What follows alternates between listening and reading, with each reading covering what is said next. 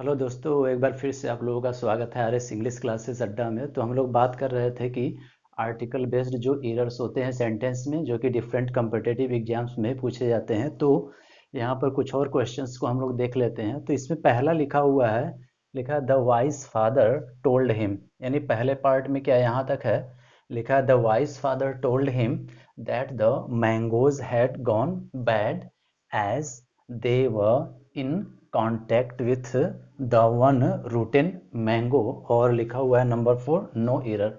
और जैसा कि हम लोग देख रहे हैं कि हर एक क्वेश्चंस में हम लोगों के पास क्या है, ए बी सी डी, ठीक है। और कुछ बैंक वगैरह में क्या होता है कि एक और ई पार्ट भी उसमें ऐड किया जाता है, जो कि लास्ट वाला रहेगा तो नो एरर का पार्ट होता है। यानी उस पूरे जो सेंटेंस है इसमें कहीं भी प्रॉब्लम नहीं है। तो यहाँ पर लिखा हुआ है the wise father told him that the mangoes had gone bad as they were in contact with the one rotten mango, ठीक है। और नंबर 4 लिखा हुआ है नो एरर, ठीक है। तो यहाँ हम लोग देख लेते हैं कि गलती कहाँ पर है, ठीक है। तो देख लेते हैं जहाँ जहाँ हमारा आर्टिकल यूज हुआ है। पहले तो यहाँ पर लिखा है द वाइज, फिर इधर आएंगे तो लिखा है द, फिर इसके बाद आएंगे तो हमारा क्या है, फिर यहाँ पर द, ठीक है।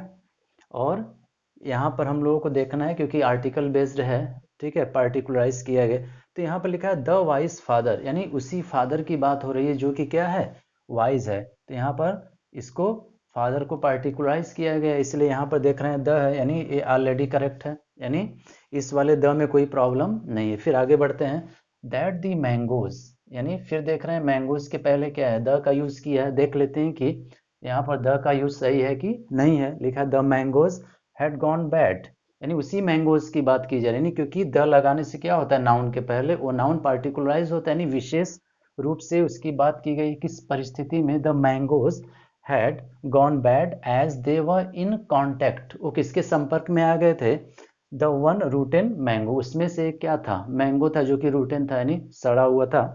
तो अब यहाँ पर देख रहे हैं कि द का यूज किया हुआ है, अंडरस्टैंड। तो अब यहाँ पर लिखा है और ये देखते हैं, ठीक है, कॉर्डिनल्स और ऑर्डिनल्स एक होता है। तो यहाँ पर ऑर्डर में चला हुआ है, तो यहाँ के जो द है इसी में प्रॉब्लम है, ठीक है। यानी यहाँ पर ऑर्डिनल्स के फॉर्म में केवल होना चाहिए था हमारा क्या, one rotten mango, not about the with the one rotten mango, नहीं, केवल यहाँ पर हमारा द नहीं रहता तो क्या हो जाता, करेक्ट हो जाता। यानी किस वाले पार्ट में गलती थी, सी वाले में, यानी ऑप्शन हमारा कौन सा हो जाएगा, सी वाला हो जाएगा, अंडरस्टैंड। तो ये क्योंकि हमको देखना है कहाँ पर यूज हुआ है, और आर्टिकल के फॉर्म में यदि हम देखें तो केवल द का ही यूज हुआ है, ठीक है। तो द के यूज में क्या होता है कि नाउन के पहले लगता भी है और नहीं भी लगता है, वो डिपेंड करता है कि पार्टिकुलराइज हुआ है कि नहीं हुआ है, अंडरस्टैंड। और सेकेंड में हम लोग देख लेते हैं, लिखा है a course in the field of psychology should provide more practical sessions and option number, ये लिखा हुआ है नो एरर। फिर से देखते हैं, लिखा है अ कोर्स, केवल पहले वाले पार्ट में केवल इतना ही है, अ कोर्स लिखा है in the field of psychology, B वाला है। फिर लिखा है शुड प्रोवाइड मोर, फिर लिखा है फोर्थ वाले में प्रैक्टिकल सेशंस, फिर लिखा है नो एरर। यानी यहाँ पर 5 है, A B C D and E, पूछ रहा है किसमें गलती है।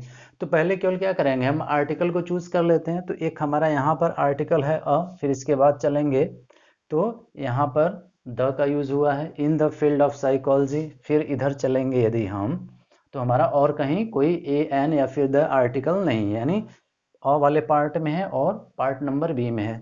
और फर्स्ट वाले में अ का यूज हुआ है और देखना है कि सेकेंड वाले में द का यूज हुआ है। तो हमको देखना है कि कौन से आर्टिकल यहाँ पर रॉन्ग इंसर्ट किया गया, यानी यूज किया गया है।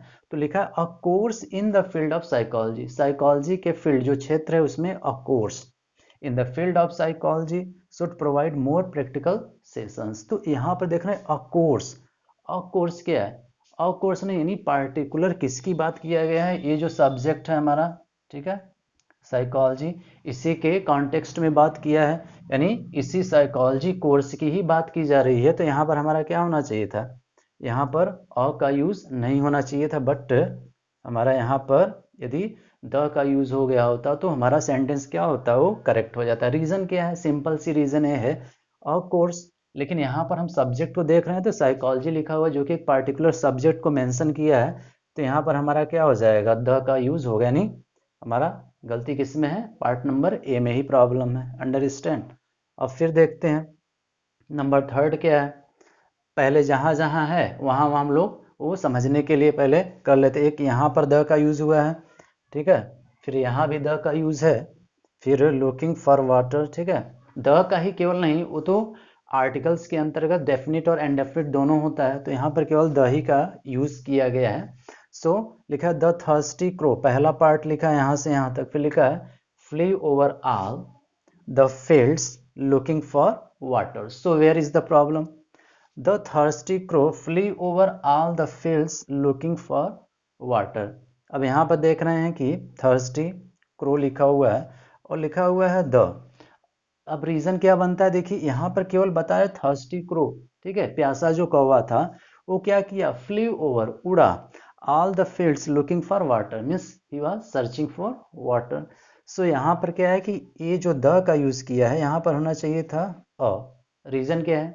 रीजन बड़ा सिंपल है, क्योंकि थर्स्टी क्रो के लिए बहुत ही इस पे स्पेशलाइजेशन हमको नहीं बताया हुआ है यहाँ पर। यदि आप सेंटेंस को क्लियरली पढ़ें, the thirsty crow flew over all the fields looking for water, that is not the particularized, so here should be the means again the, ठीक, पार्ट फर्स्ट इज रॉन्ग। पहले वाले पार्ट में again क्या है हमारा problem है। अब देखते हैं नंबर 4, लिखा है what sort of the people are they. So this is the first part and this is second, who always fight for worthless matters, and number 4 is लिखा हुआ है नो एरर का ऑप्शन है। तो अब इसमें हम लोग देख लेते हैं व्हाट सॉर्ट ऑफ, यहाँ पर द का यूज किया हुआ है। अगेन यदि आगे बढ़े हम तो बस ठीक है, यानी एक ही यहाँ पर हमको आर्टिकल का यूज किया। अब इसी को चेक कर लेना है कि दैट इज राइट और रॉन्ग। तो बोला what sort of the people are they, वो किस तरह के लोग हैं, who always fight for wordless matters.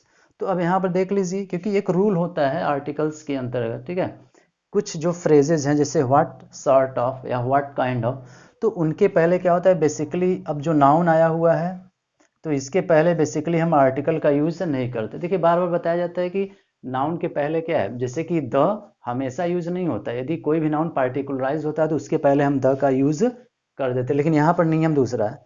What sort of the people, यानी यहाँ पर द हमारा नहीं होना चाहिए था। अंडरस्टैंड? यानी किस वाले पार्ट में गलती है? यहाँ पर है ऑप्शन नंबर बी, यानी ऑप्शन बी में क्या है, यहाँ पर द का जो यूज हुआ है दैट इज यूज अननेसेसरी, ठीक है, अननेसेसरी यूज किया गया है। तो आर्टिकल्स के अंतर्गत ये 4 जो क्वेश्चंस थे, तो इसमें हमको समझना है, ठीक है, कि कब पार्टिकुलराइज हो रहा है, क्योंकि अलग अलग सिचुएशंस पर क्वेश्चंस फॉर्म किए जाते हैं। कुछ तो द के लगाने के क्या है, कुछ तो फिक्स पॉइंट है कि ऐसी चीजें जो कि क्या है वर्ड में सिंगल है उसके पहले द का यूज करते हैं, ठीक है, और जो रिवर्स हैं, सो बहुत सारी चीजें हैं कि उसको हमको क्या होता है ध्यान में रखना पड़ता है। तो आज के लिए बस इतना ही। तो जो लोग भी चैनल पर नए हैं चैनल को सब्सक्राइब करना न भूलें। तो thank you for watching this video.